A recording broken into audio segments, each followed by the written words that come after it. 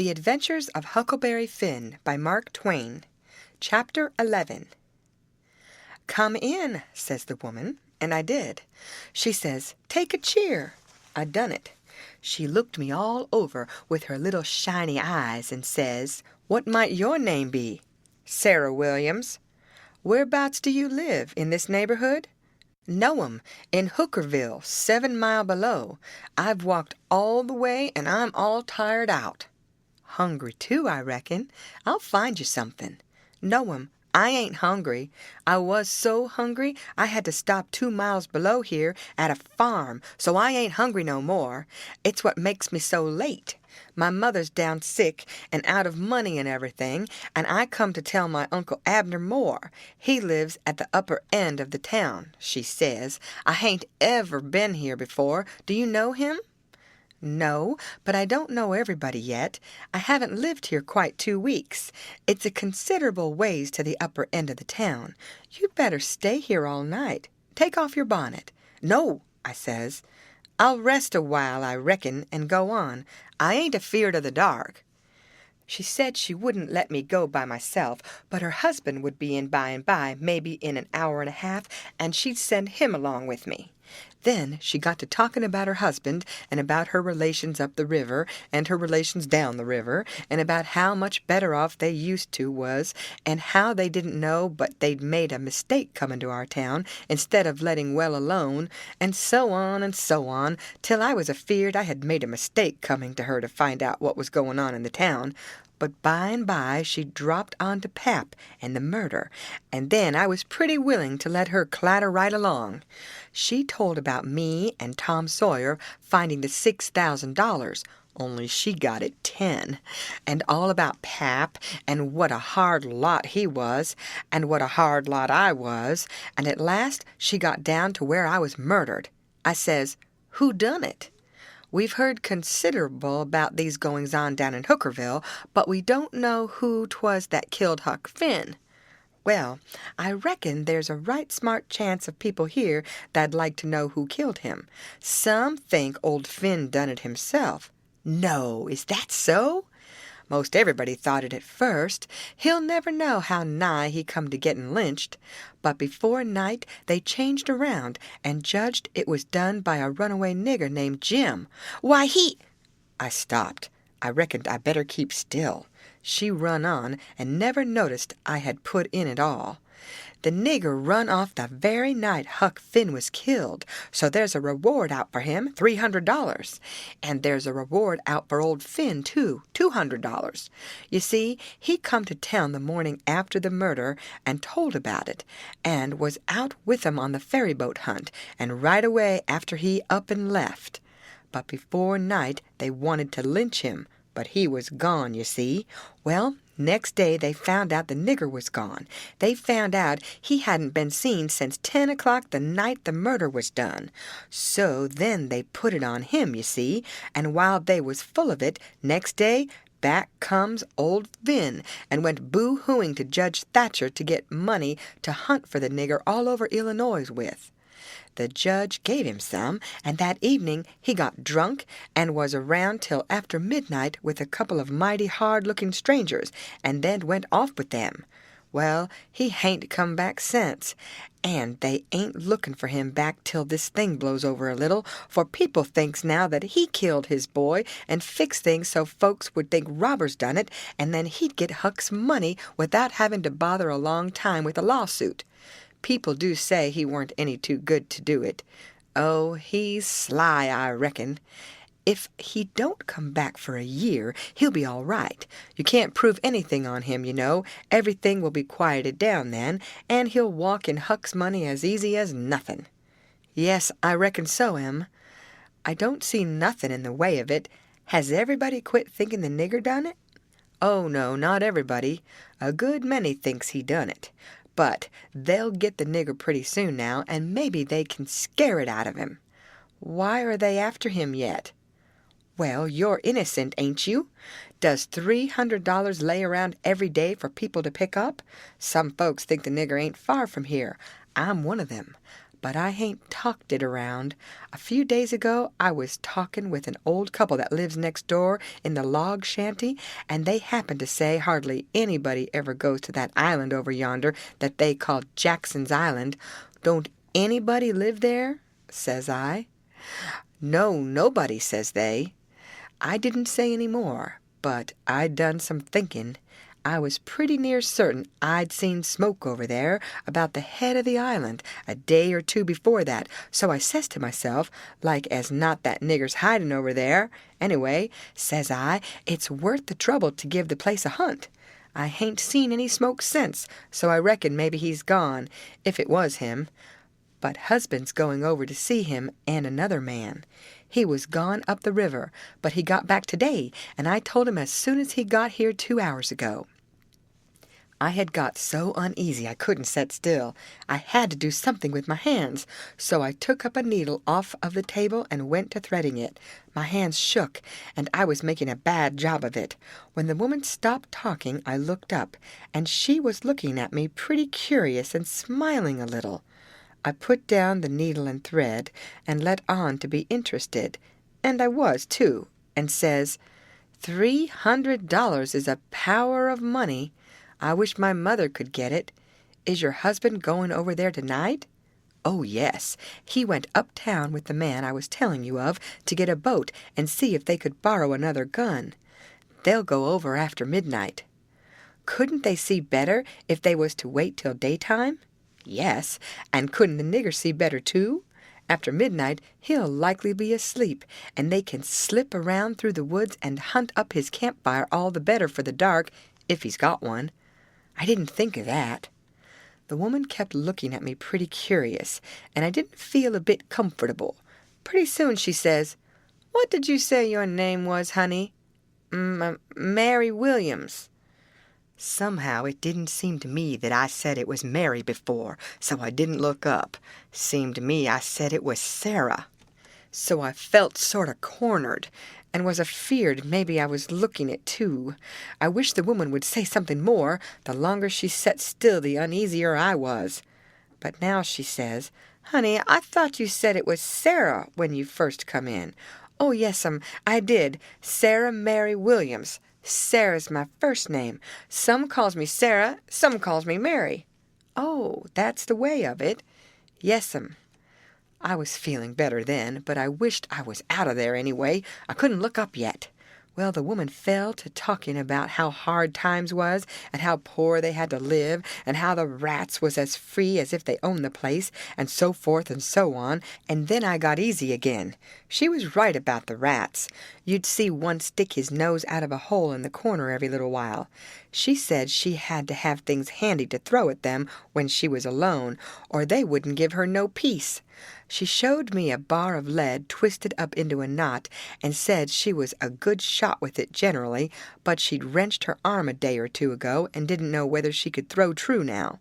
But she watched for a chance, and directly banged away at a rat, but she missed him wide, and said, "Ouch!"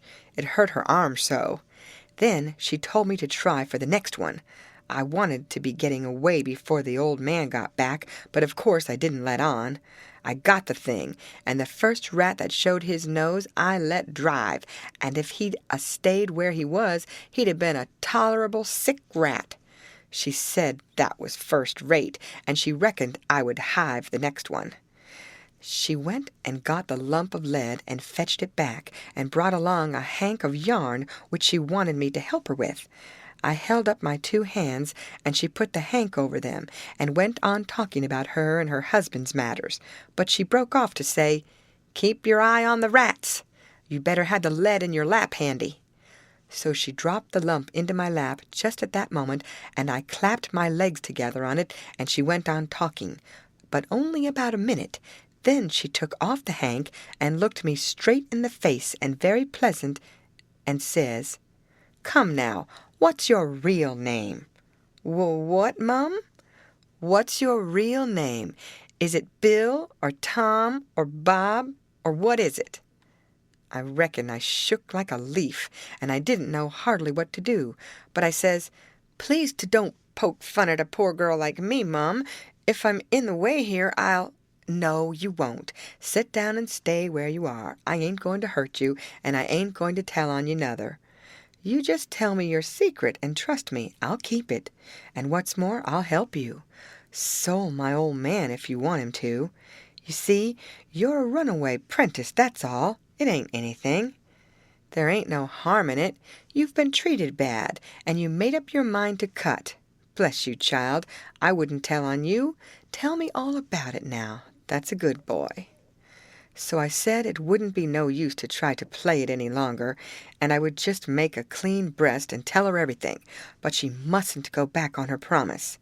Then I told her my father and mother was dead, and the law had bound me out to a mean old farmer in the country 30 mile back from the river, and he treated me so bad I couldn't stand it no longer. He went away to be gone a couple of days, and so I took my chance and stole some of his daughter's old clothes and cleared out, and I had been 3 nights coming the 30 miles. I traveled nights and hid daytimes and slept, and the bag of bread and meat I carried from home lasted me all the way, and I had a plenty. I said I believed my Uncle Abner Moore would take care of me, and so that was why I struck out for this town of Goshen. Goshen, child? This ain't Goshen. This is St. Petersburg. Goshen's 10 mile further up the river. Who told you this was Goshen? Why, a man I met at daybreak this morning, just as I was going to turn into the woods for my regular sleep. He told me when the roads forked, I must take the right hand, and 5 mile would fetch me to Goshen. He was drunk, I reckon. He told you just exactly wrong. Well, he did act like he was drunk, but it ain't no matter now. I got to be moving along. I'll fetch Goshen before daylight. Hold on a minute. I'll put you up a snack to eat. You might want it. So she put me up a snack and says, Say, when a cow's laying down, which end of her gets up first? Answer up prompt now. Don't stop to study over it. Which end gets up first? The hind end, Mum. Well, then a horse. The forward end, Mum. Which side of a tree does the moss grow on? North side.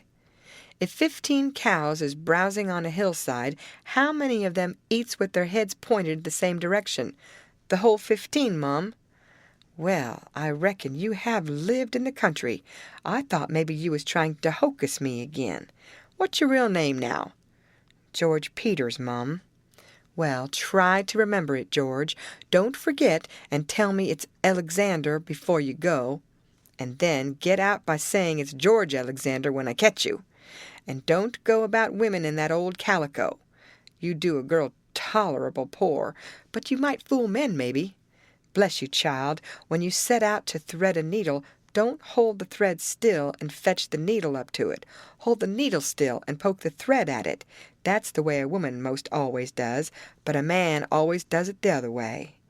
And when you throw at a rat or anything, hitch yourself up a tiptoe and fetch your hand up over your head as awkward as you can, and miss your rat about 6 or 7 foot.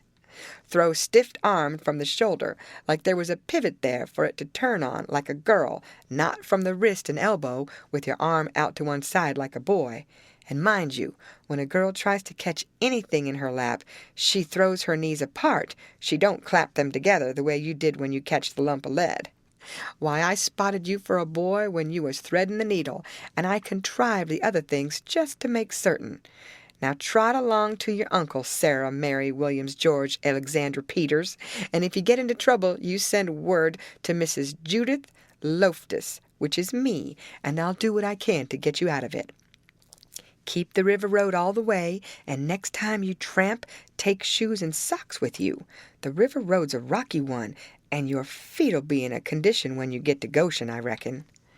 I went up the bank about 50 yards, and then I doubled on my tracks and slipped back to where my canoe was, a good piece below the house. I jumped in and was off in a hurry. I went upstream far enough to make the head of the island and then started across. I took off the sunbonnet, for I didn't want no blinders on then. When I was about the middle, I heard the clock begin to strike, so I stops and listens. The sound come faint over the water, but clear, 11. When I struck the head of the island, I never waited to blow, though I was most winded, but I shoved right into the timber where my old camp used to be and started a good fire there on a high and dry spot. Then I jumped in the canoe and dug out for our place, 1.5 miles below, as hard as I could go. I landed and sloped through the timber and up the ridge and into the cavern. There Jim laid, sound asleep on the ground. I roused him out and says, "Get up and hump yourself, Jim. There ain't a minute to lose. They're after us." Jim never asked no questions. He never said a word, but the way he worked for the next half an hour showed about how he was scared. By that time, everything we had in the world was on our raft, and she was ready to be shoved out from the willow cove where she was hid. We put out the campfire at the cavern the first thing, and didn't show a candle outside after that. I took the canoe out from the shore a little piece, and took a look. But if there was a boat around, I couldn't see it, for stars and shadows ain't good to see by. Then we got out the raft and slipped along down in the shade, past the foot of the island dead still, never saying a word. End of chapter. Read by Lorraine Montgomery for Lit to Go on the web at fcit.usf.edu.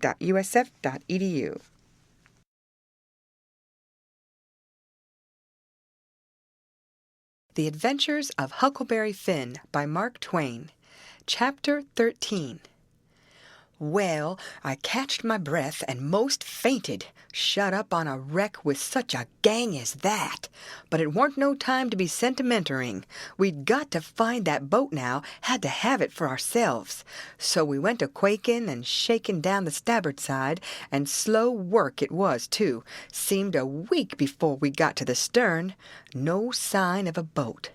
Jim said he didn't believe he could go any further, so scared he hadn't hardly any strength left, he said. But I said, "Come on. If we get left on this wreck, we are in a fix sure." So on we prowled again. We struck for the stern of the Texas and found it, and then scrabbled along forwards on the skylight, hanging on from shutter to shutter, for the edge of the skylight was in the water. When we got pretty close to the cross-hall door, there was the skiff, sure enough. I could just barely see her. I felt ever so thankful. In another second, I would have been aboard of her, but just then the door opened. One of the men stuck his head out only about a couple of foot from me, and I thought I was gone.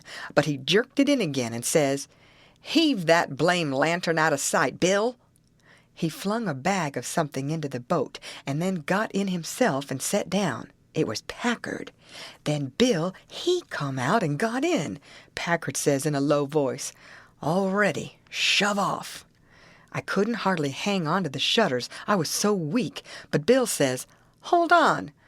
Did you go through him?" "No, didn't you?" "No.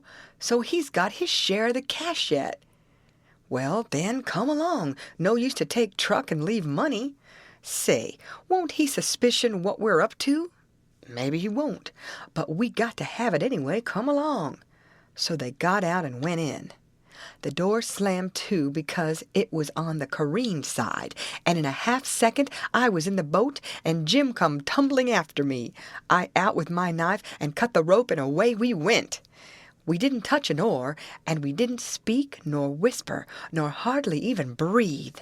We went gliding swift along, dead silent, past the tip of the paddle box and past the stern. Then, in a second or two more, we was 100 yards below the wreck, and the darkness soaked her up, every last sign of her, and we was safe and knowed it. When we was 300 or 400 yards downstream, we see the lantern show like a little spark at the Texas door for a second, and we knowed by that the rascals had missed their boat and was beginning to understand that they was in just as much trouble now as Jim Turner was. Then Jim manned the oars, and we took out after our raft. Now was the first time that I begun to worry about the men. I reckon I hadn't had time to before. I begun to think how dreadful it was, even for murderers, to be in such a fix. I says to myself, there ain't no telling, but I might come to be a murderer myself yet, and then how would I like it? So I says to Jim, the first light we see we'll land 100 yards below it or above it in a place where it's a good hiding place for you and the skiff, and then I'll go and fix up some kind of a yarn and get somebody to go for that gang and get them out of their scrape so they can be hung when their time comes. But that idea was a failure, for pretty soon it begun to storm again, and this time worse than ever. The rain poured down, and never a light showed. Everybody in bed, I reckon. We boomed along down the river, watching for lights and watching for our raft. After a long time the rain let up, but the clouds stayed, and the lightning kept whimpering, and by a flash showed us a black thing ahead, floating, and we made for it. It was the raft, and mighty glad was we to get aboard of it again. We seen a light now away down to the right on shore, so I said I would go for it. The skiff was half full of plunder which that gang had stole there on the wreck. We hustled it on to the raft in a pile, and I told Jim to float along down and show a light when he judged he had gone about 2 mile, and keep it burning till I come. Then I manned my oars and shoved for the light. As I got down towards it, 3 or 4 more showed, up on a hillside. It was a village. I closed in above the shore light and laid on my oars and floated. As I went by, I see it was a lantern hanging on the jackstaff of a double-hull ferry boat. I skimmed around for the watchman, a-wondering whereabouts he slept, and by I found him roosting on the bitts forward with his head down between his knees. I gave his shoulder 2 or 3 little shoves and begun to cry. He stirred up in a kind of a startlish way, but when he see it was only me, he took a good gap and stretch, and then he says, "Hello, what's up? Don't cry, bub. What's the trouble?" I says, "Pap and Mam and Sis and—" Then I broke down. He says, "Oh, dang it now, don't take on so. We all has to have our troubles, and this'll come out all right. What's the matter with 'em?" They're... Are you the watchman of the boat?" "Yes," he says, kind of pretty well satisfied like. "I'm the captain and the owner and the mate and the pilot and watchman and head deckhand. And sometimes I'm the freight and passengers. I ain't as rich as old Jim Hornback, and I can't be so blamed generous and good to Tom, Dick, and Harry as what he is, and slam around money the way he does, but I've told him a many a time I wouldn't trade places with him, for, says I, a sailor's life's the life for me, and I'm derned if I'd live 2 mile out of town, where there ain't nothing ever going on, not for all his spondulics, and as much more on top of it," says I. I broke in and says, "They're in an awful peck of trouble, and—" "Who is?" "Why, Pap and Mam and Sis and Miss Hooker, and if you'd take your ferry boat and go up there—" "Up where? Where are they?" "On the wreck." "What wreck?" "Why, there ain't but one." "What? You don't mean the Walter Scott?" "Yes." "Good land! What are they doing there, for gracious sakes?" "Well, they didn't go there a purpose." "I bet they didn't. Why, great goodness, there ain't no chance for 'em if they don't get off mighty quick. Why, how in the nation did they ever get into such a scrape?" "Easy enough. Miss Hooker was a-visiting up there to the town." "Yes, Booth's Landing. Go on." "She was a-visiting there at Booth's Landing, and just in the edge of the evening she started over with her nigger woman in the horse ferry to stay all night at her friend's house, Miss Whatchamacaller, I disremember her name, and they lost their steering oar and swung around and went a-floating down stern first about 2 mile and saddle-bagsed on the wreck. And the ferryman and the nigger woman and the horses was all lost. But Miss Hooker, she made a grab and got aboard the wreck. Well, about an hour after dark we come along down in our trading scow, and it was so dark we didn't notice the wreck till we was right on it, and so we saddle-bagsed. But all of us was saved but Bill Whipple, and oh, he was the best creature. I most wished it had been me, I do. My George, it's the beatin'est thing I ever struck. And then what did you all do?"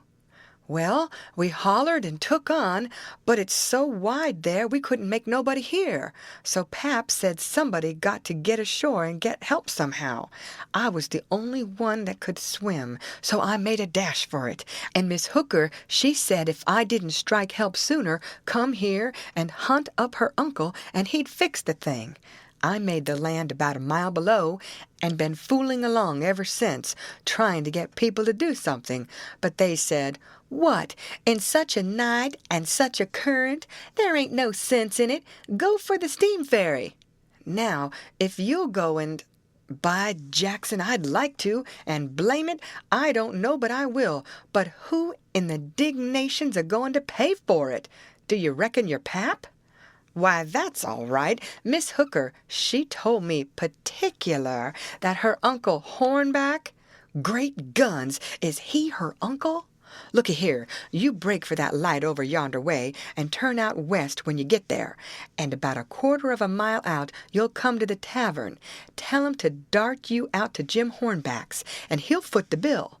And don't you fool around any, because he'll want to know the news.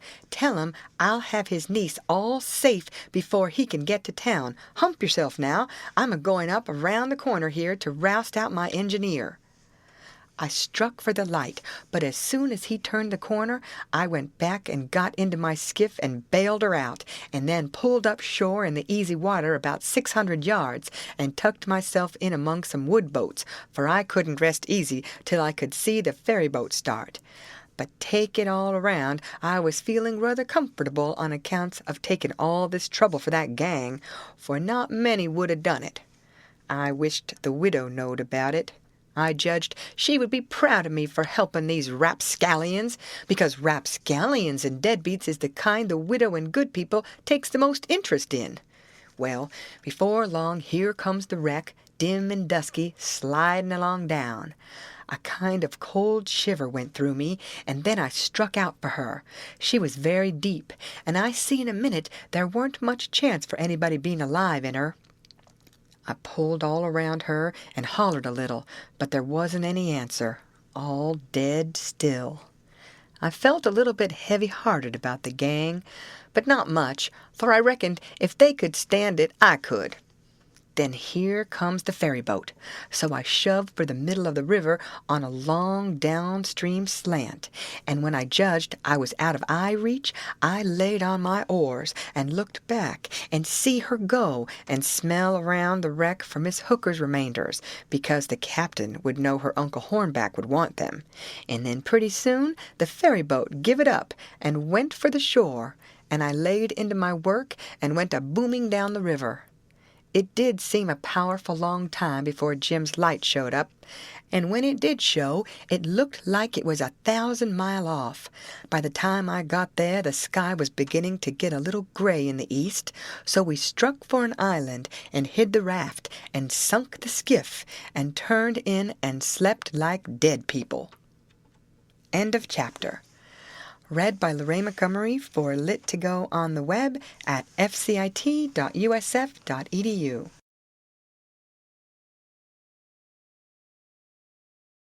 The Adventures of Huckleberry Finn by Mark Twain. Chapter 14. By and by, when we got up, we turned over the truck the gang had stole off of the wreck, and found boots and blankets and clothes and all sorts of other things, and a lot of books and a spyglass and 3 boxes of cigars. We hadn't ever been this rich before in neither of our lives. The cigars was prime. We laid off all the afternoon in the woods talking, and me reading the books and having a general good time. I told Jim all about what happened inside the wreck and at the ferry boat, and I said these kinds of things was adventures, but he said he didn't want no more adventures. He said that when I went in the Texas and he crawled back to get on the raft and found her gone, he nearly died, because he judged it was all up with him any way it could be fixed. For if he didn't get saved, he would get drownded. And if he did get saved, whoever saved him would send him back home so as to get the reward, and then Miss Watson would sell him south sure. Well, he was right. He was most always right. He had an uncommon level head for a nigger. I read considerable to Jim about kings and dukes and earls and such, and how gaudy they dressed, and how much style they put on, and called each other your majesty and your grace and your lordship and so on, instead of mister, and Jim's eyes bugged out, and he was interested. He says, I didn't know dey was so many on 'em. I hadn't hearn about none of 'em scasely but old King Sollermun, unless you counts them kings that's in a pack or kyards. How much do a king get? Get? I says. Why, they get $1,000 a month if they want it. They can have just as much as they want. Everything belongs to them. Ain't that gay? And what they got to do, Huck? They don't do nothing. Why, how you talk. They just set around. No, is that so? Of course it is. They just set around, except maybe when there's a war, then they go to the war. But other times, they just lazy around, or go hawking, just hawking and Shh! Do you hear a noise? We skipped out and looked, but it weren't nothing but the flutter of a steamboat's wheel away down, coming around the point. So we come back. Yes, says I, and other times, when things is dull, they fuss with the Parliament, and if everybody don't go just so, he whacks their heads off. But mostly, they hang round the harem. Round the which? Harem. What's the harem? The place where he keeps his wives. Don't you know about the harem? Solomon had one. He had about 1,000,000 wives. Why, yes, that's so. I done forgot it. A harem's a boarding house, I reckon. Most likely dey has rackety times in the nursery. And I reckon de wives quarrels considerable, and dat creased the racket. Yet dey say Solomon de wisest man that ever live. I don't take no stock in that, because why would a wise man want to live in de midst er such a blim-blammin' all de time? No, 'deed he wouldn't. A wise man 'ud take and build a biller factory, and den he could shut down de biller factory when he wants to rest. Well, but he was the wisest man anyway, because the widow she told me so her own self. I don't care what the widder say, he warn't no wise man nother. He had some of de dad-fetchedest ways I ever see. Does you know about that child that he is going to chop in two? Yes, the widow told me all about it. Well, den, warn't that the beatin'est notion in de world? You just take and look at it a minute. That's the stump. That's one of de woman. Here's you. That's the other one. I's Solomon, and this your dollar bill's the child. Both on you claims it. What does I do? Does I shin around 'mongs the neighbors and find out which on you the bill do belong to, and hand it over to the right one all safe and sound, the way that anybody that had any gumption would? No, I take and whack the bill in two, and give half on it to you, and the other half to the other woman. That's the way Solomon was going to do with the child. Now, I want to ask you, what's the use dat half a bill? Can't buy nothing with it. And what use is a half a child? I wouldn't give a dern for 1,000,000 of 'em. But hang it, Jim, you've clean missed the point, blame it. You've missed it 1,000 mile. Who, me? Go long. Don't talk to me about your pence. I reckon I knows sense when I sees it, and dey ain't no sense in sich doing as dat. Dispute warn't 'bout a half a child. Dispute was 'bout a whole child, and de man dat think he can settle a 'spute 'bout a whole child with a half a child don't know enough to come in out of de rain. Don't talk to me 'bout Solomon, Huck. I knows him by de back. But I tell you, you don't get the point. Blame the point. I reckon I knows what I knows. And mind you, the real point is down furder. It's down deeper. It lays in the way Solomon was raised. You take a man that's got only 1 or 2 chillun. Is that man going to be wasteful of chillun? No, he ain't. He can't afford it. He know how to value 'em.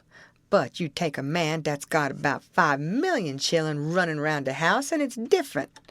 He as soon chop a child in two as a cat. Dey's plenty more. A child or two, more or less, warn't no consequence to Solomon. Dat fetch him. I never see such a nigger. If he got a notion in his head once, there weren't no getting it out again. He was the most down on Solomon of any nigger I ever see. So I went to talking about other kings and let Solomon slide. I told about Louis XVI that got his head cut off in France long time ago, and about his little boy the Dolphin that would have been a king, but they took and shut him up in jail, and some say he died there. Poor little chap. But some says he got out and got away and come to America. That's good. But he'll be putty lonesome. Dey ain't no kings here, is dey, Huck? No. Den he can't get no situation. What he going to do? Well, I don't know. Some of them gets on the police, and some of them learns people how to talk French. Why, Huck, don't the French people talk the same way he does? No, Jim, you couldn't understand a word they say, not a single word. Well, now, I'd be ding busted. How did that come? I don't know, but it's so. I got some of their jabber out of a book. Suppose a man was to come to you and say, "Parlez-vous français?" What would you think? I wouldn't think nothing. I'd take him, bust him over the head, that is, if he weren't white. I wouldn't 'low no nigger to call me dat. Shucks, it ain't calling you anything. It's only saying, do you know how to talk French? Well, then, why couldn't he say it? Why, he is a-saying it. That's a Frenchman's way of saying it. Well, it's a blame ridiculous way, and I don't want to hear no more about it. There ain't no sense in it. Looky here, Jim. Does a cat talk like we do? No, a cat don't. Well, does a cow? No, a cow don't nuther. Does a cat talk like a cow, or a cow talk like a cat? No, they don't. It's natural and right for 'em to talk different from each other, ain't it? Course. And ain't it natural and right for a cat and a cow to talk different from us? Why, most surely it is. Well, then, why ain't it natural and right for a Frenchman to talk different from us? You answer me that. Is a cat a man, Huck? No. Well, then, dey ain't no sense in a cat talking like a man. Is a cow a man, or is a cow a cat? No, she ain't either of them. Well, then, she ain't got no business to talk like either one or the other of 'em. Is a Frenchman a man? Yes.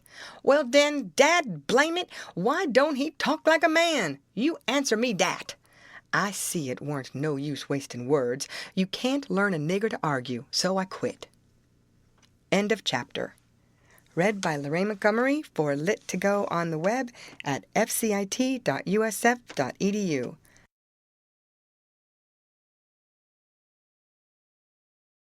The Adventures of Huckleberry Finn by Mark Twain. Chapter 15. We judged that 3 nights more would fetch us to Cairo at the bottom of Illinois, where the Ohio River comes in, and that was what we was after. We would sell the raft and get on a steamboat and go way up the Ohio amongst the free states, and then be out of trouble. Well, the second night a fog begun to come on, and we made for a town head to tie to, for it wouldn't do to try to run in a fog. But when I paddled ahead in the canoe with the line to make fast, there weren't anything but little saplings to tie to. I passed the line around one of them right on the edge of the cut bank, but there was a stiff current, and the raft come booming down so lively she tore it out by the roots, and away she went. I see the fog closing down, and it made me so sick and scared I couldn't budge for most a half a minute, it seemed to me, and then there weren't no raft in sight. You couldn't see 20 yards. I jumped into the canoe and run back to the stern and grabbed the paddle and set her back a stroke, but she didn't come. I was in such a hurry I hadn't untied her. I got up and tried to untie her, but I was so excited my hands shook so I couldn't hardly do anything with them. As soon as I got started, I took out after the raft, hot and heavy, right down the towhead. That was all right as far as it went, but the towhead warn't 60 yards long, and the minute I flew by the foot of it, I shot out into the solid white fog, and hadn't no more idea which way I was going than a dead man. Thinks I, it won't do to paddle. First I know I'll run into the bank or a towhead or something. I got to set still and float, and yet it's mighty fidgety business to have to hold your hand still at such a time.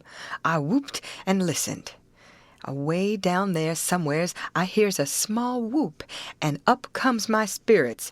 I went tearing after it, listening sharp to hear it again. The next time it come, I see I warn't heading for it, but heading away to the right of it. And the next time I was heading away to the left of it, and not gaining on it much either, for I was flying around, this way and that and the other, but it was going straight ahead all the time. I did wish the fool would think to beat a tin pan, and beat it all the time, but he never did, and it was the still places between the whoops that was making the trouble for me. Well, I fought along, and directly I hears the whoop behind me. I was tangled good now. That was somebody else's whoop, or else I was turned around. I throwed the paddle down. I heard the whoop again.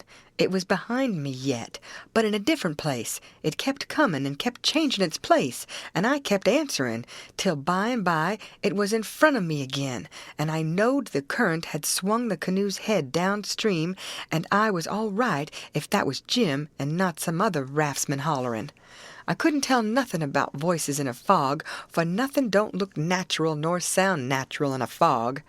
The whooping went on, and in about a minute I come a-booming down on a cut bank with smoky ghosts of big trees on it, and the current throwed me off to the left and shot by amongst a lot of snags that fairly roared. The current was tearing by them so swift. In another second or two, it was solid white and still again. I sat perfectly still then, listening to my heart thump, and I reckon I didn't draw a breath while it thumped 100. I just give up then. I knowed what the matter was. That cut bank was an island, and Jim had gone down the other side of it. It weren't no towhead that you could float by in 10 minutes. It had the big timber of a regular island. It might be 5 or 6 miles long, and more than half a mile wide. I kept quiet, with my ears cocked, about 15 minutes, I reckon.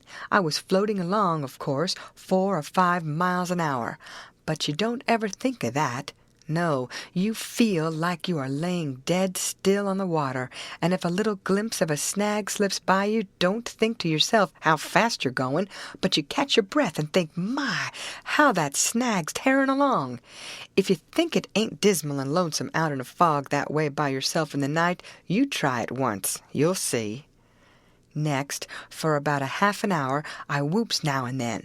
At last I hears the answer a long ways off, and tries to follow it, but I couldn't do it, and directly I judged I'd got into a nest of towheads, for I had little dim glimpses of them on both sides of me, sometimes just a narrow channel between, and some that I couldn't see I knowed was there, because I'd hear the wash of the current against the old dead brush and trash that hung over the banks. Well, I warn't long losing the whoops down amongst the towheads, and I only tried to chase them a little while anyway, because it was worse than chasing a jack-o'-lantern. You never knowed a sound dodge around so, and swap places so quick and so much. I had to claw away from the bank pretty lively 4 or 5 times to keep from knocking the islands out of the river, and so I judged the raft must be buttling into the bank every now and then, or else it would get further ahead and clear out of hearing. It was floating a little faster than I was. Well, I seemed to be in the open river again by and by, but I couldn't hear no sign of a whoop nowheres. I reckon Jim had fetched up on a snag, maybe, and it was all up with him. I was good and tired, so I laid down in the canoe and said I wouldn't bother no more. I didn't want to go to sleep, of course, but I was so sleepy I couldn't help it. So I thought I would take just one little cat nap. But I reckon it was more than a catnap, for when I waked up the stars was shining bright, the fog was all gone, and I was spinning down a big bend stern first. But I didn't know where I was. I thought I was dreaming, and when things began to come back to me, they seemed to come up dim out of last week. It was a monstrous big river here, with the tallest and the thickest kind of timber on both banks, just a solid wall, as well as I could see by the stars. I looked away downstream and seen a black speck on the water. I took after it, but when I got to it, it weren't nothing but a couple of saw logs made fast together. Then I see another speck, and chased that, then another. And this time I was right. It was the raft. When I got to it, Jim was settin' there with his head down between his knees, asleep, with his right arm hanging over the steering oar. The other oar was smashed off, and the raft was littered up with leaves and branches and dirt. So she'd had a rough time.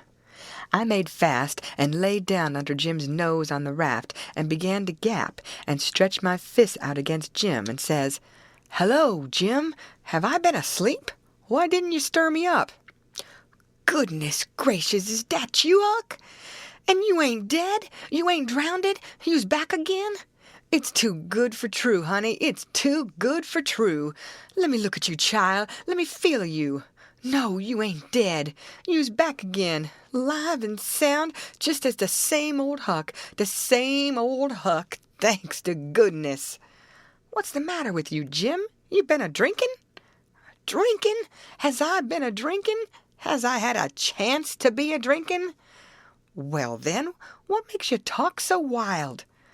"How does I talk wild?" "How? Why, hain't you been talking about my coming back and all that stuff as if I'd been gone away? Huck Finn, you look me in the eye. You look me in the eye. Hain't you been gone away?" "Gone away? Why, what in the nation do you mean? I hain't been gone anywheres. Where would I go to?" "Well, looky here, boss. Dey's somefin wrong, dey is. Is I me, or who is I? Is I here, or where is I? Now that's what I want to know." "Well, I think you're here plain enough, but I think you're a tangle-headed old fool, Jim." "I is I? Well, you answer me dis. Didn't you tote out de line in de canoe for to make fast to de towhead?" "No, I didn't. What towhead? I hain't seen no towhead." "You hain't seen no towhead? Looky here. Didn't de line pull loose on de raft, go a-hummin' down de river, and leave you in de canoe behind in de fog?" "What fog?" "Why, de fog that's been round all night. And didn't you whoop, and didn't I whoop, till we got mixed up in de islands, and one of us got lost, and the other one was just as good as lost, case he didn't know where he was? And didn't I bust up again a lot of dem islands and have a turrible time and Moss get drownded? Now ain't that so, boss? Ain't it so? You answer me dat." "Well, this is too many for me, Jim. I hain't seen no fog, nor no islands, nor no troubles, nor nothing. I been settin' here talking with you all night till you went to sleep about 10 minutes ago, and I reckon I done the same. You couldn't have got drunk in that time, so of course you've been dreaming."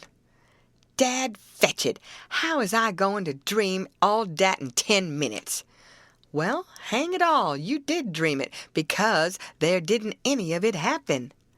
"But, Huck, it's all just as plain to me as—" "It don't make no difference how plain it is. There ain't nothing in it. I know, because I've been here all the time." Jim didn't say nothing for about 5 minutes, but sit there studying over it. Then he says, "Well, den I reckon I did dream it, Huck. But dog my cats if it ain't the powerfulest dream I ever see, and I hain't ever had no dream before that's tired me like this one." "Oh, well, that's all right, because a dream does tire a body like everything sometimes, but this one was a stavin' dream." "Tell me about it, Jim." So Jim went to work and told me the whole thing right through, just as it happened, only he painted it up considerable. Then he said he must start in and 'terpret it, because it was sent for a warning. He said the first towhead stood for a man that would try to do us some good, but the current was another man that would get us away from him. The whoops was warning that would come to us every now and then, and if we didn't try hard to make out to understand them, they'd just take us into bad luck, 'stead of keeping us out of it. The lot of towheads was troubles we was going to get into with quarrelsome people and all kinds of mean folks, but if we minded our business and didn't talk back and aggravate them, we would pull through and get out of the fog and into the big clear river, which was the free states, and wouldn't have no more trouble. It had clouded up pretty dark just after I got onto the raft, but it was clearing up again now. "Oh, well, that's all interpreted well enough as far as it goes, Jim," I says, "but what does these things stand for?" It was the leaves and rubbish on the raft and the smashed oar. You could see them first rate now. Jim looked at the trash, and then looked at me and back at the trash again. He had got the dream fixed so strong in his head that he couldn't seem to shake it loose and get the facts back into his place again right away. But when he did get the thing straightened around, he looked at me steady without ever smiling and says, "What do they stand for? I's going to tell you. When I got all wore out wid work and wid the callin' for you and went to sleep, my heart was most broke because you was lost, and I didn't care no more what become of me and the raft. And when I wake up and find you back again, all safe and sound, the tears come, and I could have got down on my knees and kissed your foot, I's so thankful. And all you was thinking 'bout was how you could make a fool of old Jim with a lie. Dat truck dah is trash, and trash is what people is dat puts dirt on de head of de friends and makes 'em ashamed." Then he got up slow and walked to the wigwam and went in there without saying anything but that.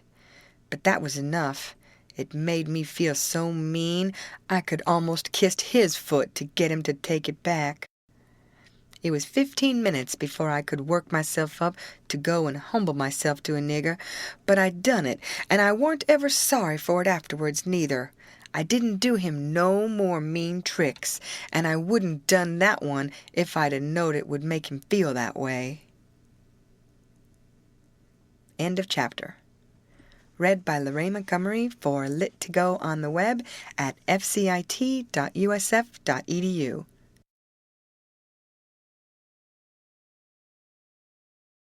The Adventures of Huckleberry Finn by Mark Twain. Chapter 16. We slept most all day and started out at night a little ways behind a monstrous long raft that was as long going by as a procession. She had 4 long sweeps at each end, so we judged she carried as many as 30 men likely. She had 5 big wigwams aboard, wide apart, and an open campfire in the middle, and a tall flagpole at each end. There was a power of style about her. It amounted to something being a raftsman on such a craft as that. We went drifting down into a big bend, and the night clouded up and got hot. The river was very wide, and was walled with solid timber on both sides. You couldn't see a break in it hardly ever, or a light. We talked about Cairo, and wondered whether we would know it when we got to it.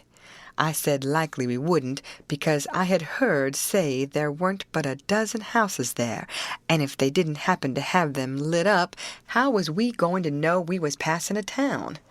Jim said if the 2 big rivers joined together there, that would show. But I said maybe we might think we was passing the foot of an island and coming into the same old river again. That disturbed Jim, and me too. So the question was what to do. I said, paddle ashore the first time a light showed, and tell them Pap was behind, coming along with a trading scow, and was a green hand in the business, and wanted to know how far it was to Cairo.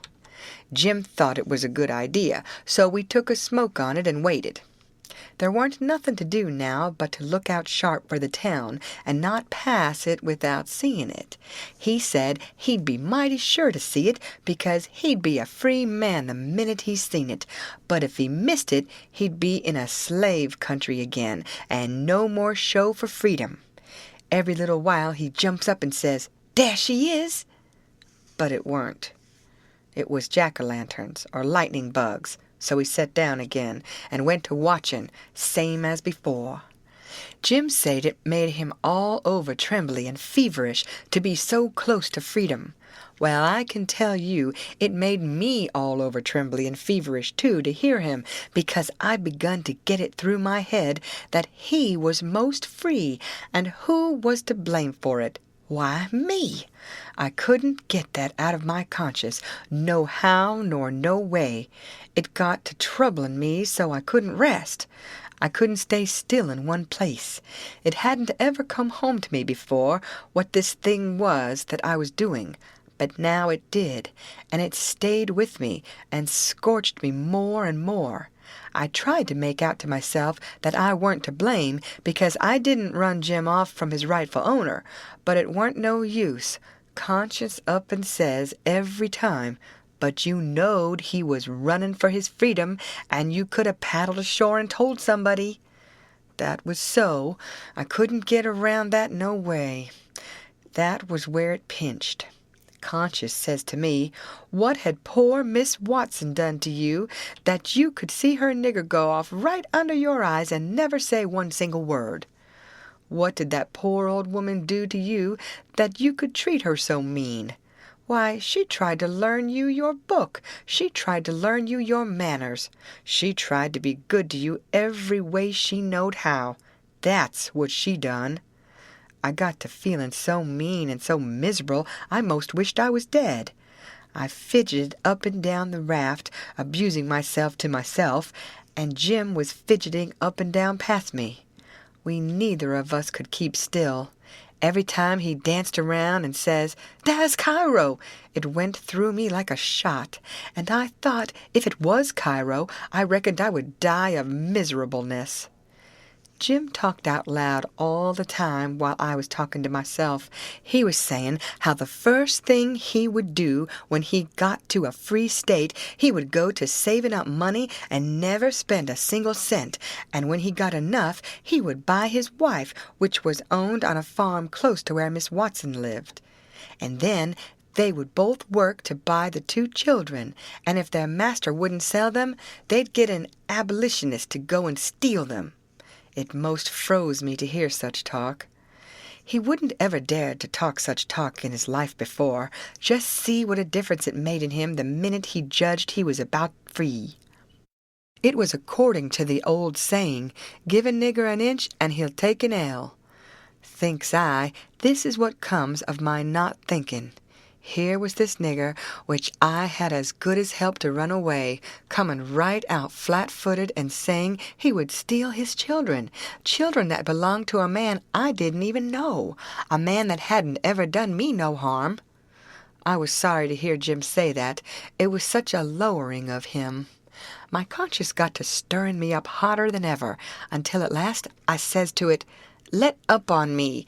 It ain't too late yet. I'll paddle ashore at the first light and tell." I felt easy and happy and light as a feather right off. All my troubles was gone. I went to looking out sharp for a light and sort of singing to myself. By and by one showed. Jim sings out, "We safe, Huck, we safe!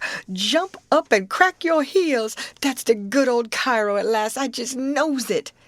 I says, "I'll take the canoe and go see, Jim. It mightn't be, you know."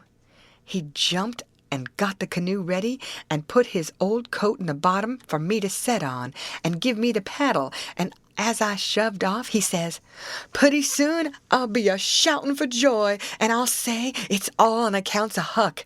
I's a free man, and I couldn't ever been free if it hadn't been for Huck. Huck done it. Jim won't ever forget you, Huck. You's the best friend Jim's ever had, and you's the only friend old Jim's got now." I was paddling off, all in a sweat, to tell on him, but when he says this, it seemed to kind of take the tuck all out of me.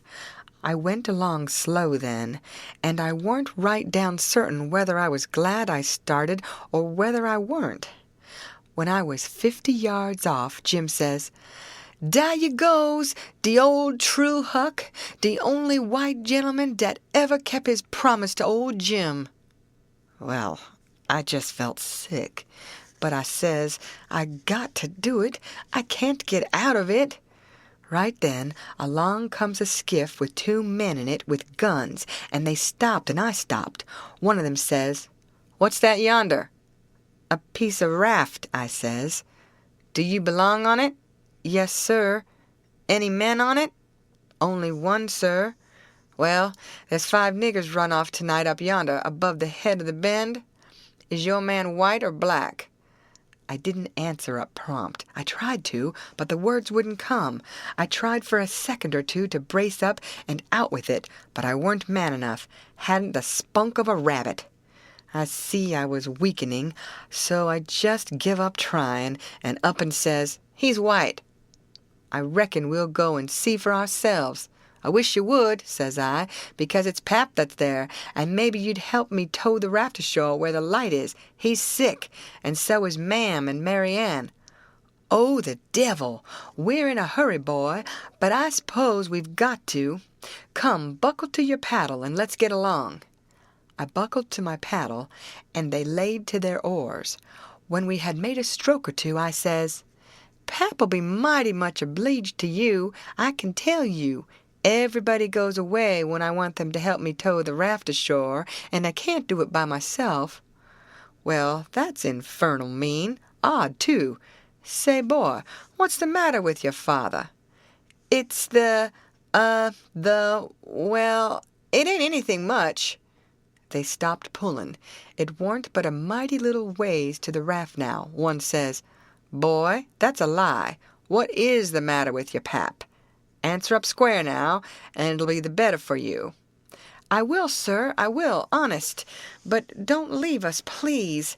It's the gentleman.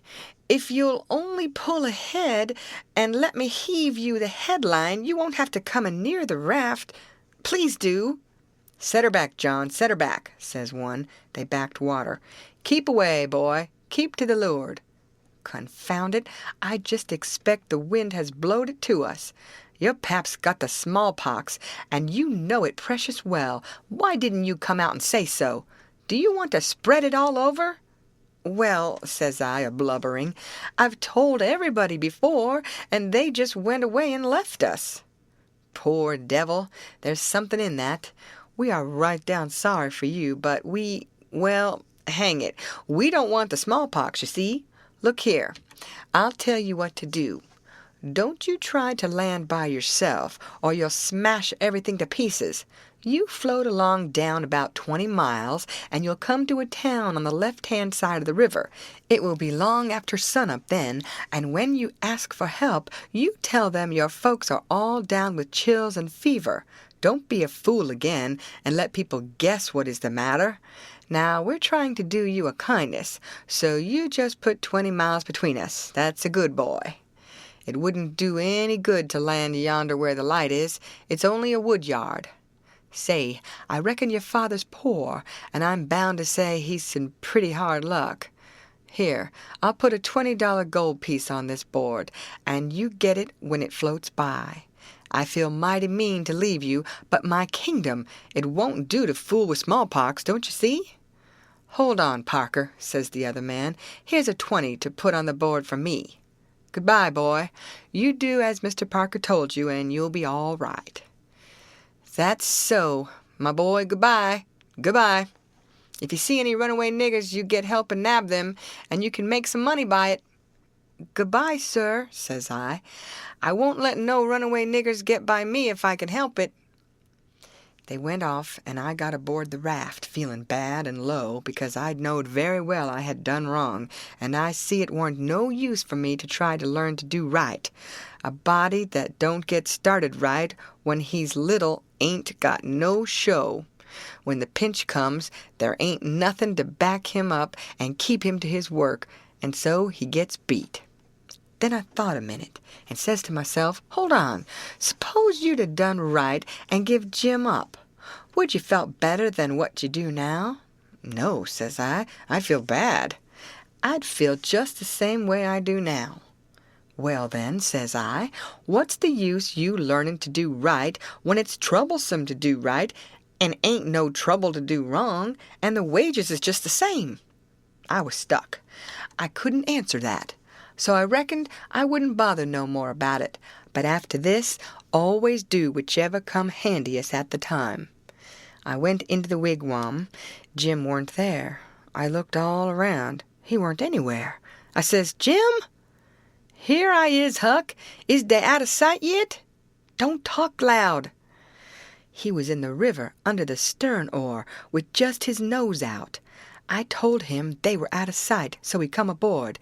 He says, I was a-listening to all dey talk, and I slips into the river and was going to shove for shore if dey come aboard. Den I was going to swim to the raft again when dey was gone. But lousy how you did fool 'em, Huck. Dat was de smartest dodge. I tell you, child, I spec it saved old Jim. Old Jim ain't going to forget you for dat, honey. Then we talked about the money. It was a pretty good raise, $20 apiece. Jim said we could take deck passage on a steamboat now, and the money would last us as far as we wanted to go in the Free States. He said 20 mile more weren't far for the raft to go, but he wished we was already there. Towards daybreak we tied up, and Jim was mighty particular about hiding the raft good.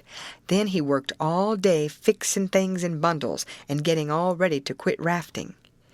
That night, about 10, we hove in sight of the lights of a town away down in a left-hand bend. I went off in the canoe to ask about it. Pretty soon I found a man out in the river with a skiff, setting a trot line. I ranged up and says, Mister, is that town Cairo? Cairo? No, you must be a blame fool. What town is it, mister?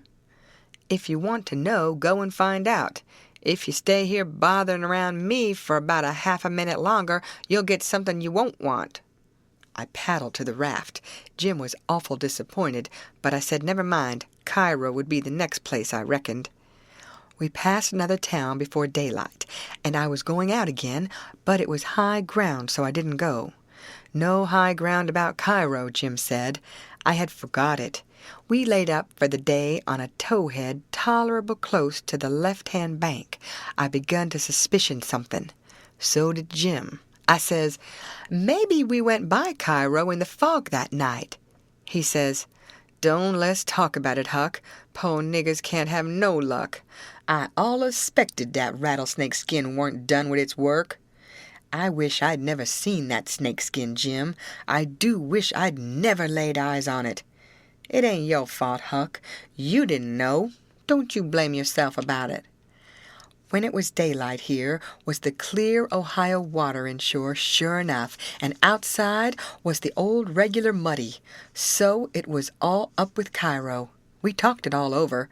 It wouldn't do to take to the shore. We couldn't take the raft up the stream, of course. There weren't no way but to wait for dark and start back in the canoe and take the chances. So we slept all day amongst the cottonwood thicket so as to be fresh for the work, and when we went back to the raft about dark the canoe was gone. We didn't say a word for a good while. There weren't anything to say. We both knowed well enough it was some more work of the rattlesnake skin, so what was the use to talk about it? It would only look like we was finding fault, and that would be bound to fetch more bad luck, and keep on fetching it, too, till we knowed enough to keep still. By and by, we talked about what we better do, and found there warn't no way but just to go along down with the raft till we got a chance to buy a canoe to go back in. We weren't going to borrow it when there weren't anybody around, the way Pap would do, for that might set people after us. So we shoved out after dark on the raft. Anybody that don't believe yet that it's foolishness to handle a snakeskin after all that snakeskin done for us will believe it now if they read on and see what more it done for us. The place to buy canoes is off of rafts laying up at shore, but we didn't see no rafts laying up, so we went along during 3 hours and more. Well, the night got gray and rather thick, which is the next meanest thing to fog. You can't tell the shape of the river, and you can't see no distance. It got to be very late and still, and then along comes a steamboat up the river. We lit the lantern and judged she would see it. Upstream boats didn't generally come close to us. They go out and follow the bars and hunt for easy water under the reefs, but nights like this they bull right up the channel against the whole river. We could hear her pounding along, but we didn't see her good till she was close. She aimed right for us. Often they do that and try to see how close they can come without touching. Sometimes the wheel bites off a sweep, and then the pilot sticks his head out and laughs and thinks he's mighty smart. Well, here she comes, and we said she was going to try and shave us, but she didn't seem to be shearing off a bit. She was a big one, and she was coming in a hurry, too, looking like a black cloud with rows of glowworms around it. But all of a sudden she bulged out big and scary, with a long row of wide-open furnace doors shining like red-hot teeth, and her monstrous bows and guards hanging right over us. There was a yell at us, and a jingling of bells to stop the engine, a powwow of cussing and whistling of steam, and as Jim went overboard on one side and I on the other, she come smashing straight through the raft. I dived, and I aimed to find the bottom, too, for a 30-foot wheel had got to go over me, and I wanted it to have plenty of room. I could always stay underwater a minute. This time I reckon I stayed under a minute and a half. Then I bounced for the top in a hurry, for I was nearly busting. I popped out to my armpits and blowed the water out of my nose and puffed a bit. Of course, there was a booming current, and of course that boat started her engines again 10 seconds after she stopped them, for they never cared much for raftsmen. So now she was churning along up the river, out of sight in the thick weather, though I could hear her. I sung out for Jim about a dozen times, but I didn't get any answer, so I grabbed a plank that touched me while I was treading water and struck out for the shore, shoving it ahead of me. But I made out to see that the drift of the current was towards the left-hand shore, which meant that I was in a crossing, so I changed off and went that way. It was one of these long, slanting 2-mile crossings, so I was a good long time in getting over. I made a safe landing and clumb up the bank.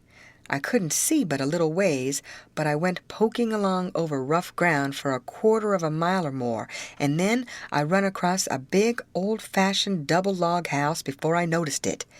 I was going to rush by and get away, but a lot of dogs jumped out and went to howling and barking at me, and I knowed better than to move another peg. End of chapter. Read by Lorraine Montgomery for Lit to Go on the web at fcit.usf.edu.